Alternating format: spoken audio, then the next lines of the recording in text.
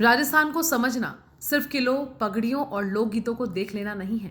राजस्थान को समझना मतलब उसकी युद्ध भूमियों की खामोशी, राज दरबारों के फैसले, आजादी की हलचल और अरावली की टूटी बिखरी चट्टानों में दबा इतिहास पढ़ पाना है। ये 5 किताबें राजस्थान को जीवित इतिहास के रूप में सामने रखती हैं। अगर आप सच में जानना चाहते हैं कि राजस्थान क्या है, कैसे बना और आज किस मोड़ पर खड़ा है, तो ये वीडियो आपके लिए है। A Rajput officer in the British Indian army. ये किताब मेजर अमर सिंह कानोटा की डायरी पर आधारित है, जो ब्रिटिश इंडियन आर्मी में अफसर थे। इसमें 1905 से 1921 के बीच उनके जीवन और फौजी सेवा के अनुभव दर्ज हैं। राजस्थान और नेहरू परिवार, पंडित झाबरमैल शर्मा की किताब राजस्थान और नेहरू परिवार के राजस्थान से रहे ऐतिहासिक और राजनीतिक संबंधों को उजागर करती है। नेहरू परिवार राजस्थान का गहरा संबंध है, जो 1857 के बाद शुरू हुआ, जब मोतीलाल नेहरू के बड़े भाई नंदलाल नेहरू खेतड़ी रियासत के दीवान बने।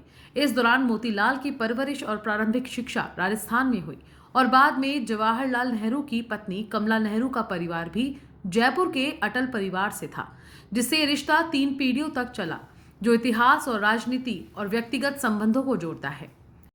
महाराजा Sadul Singh of Bikaner, a biography of the co-architect of India's unity.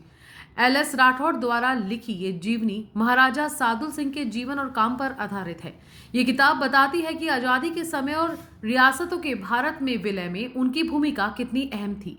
महाराजा सादुल सिंह बीकानेर के आखिरी शासक थे। भले ही उनका शासनकाल छोटा रहा, लेकिन भारत से जुड़ने का उनका फैसला इतिहास में बहुत महत्वपूर्ण माना जाता है। राष्ट्रपिता और राजपुताना, धर्मेंद्र भटनागर।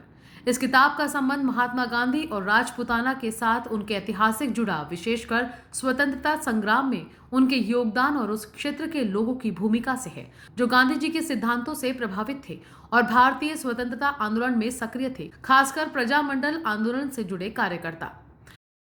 पथिक में अरावली का भंवर मेघवंशी। ये भंवर मेघवंशी द्वारा लिखी गई है और ये अरावली की यात्रा का अनुभव, इतिहास और वर्तमान स्थिति का वर्णन करती है।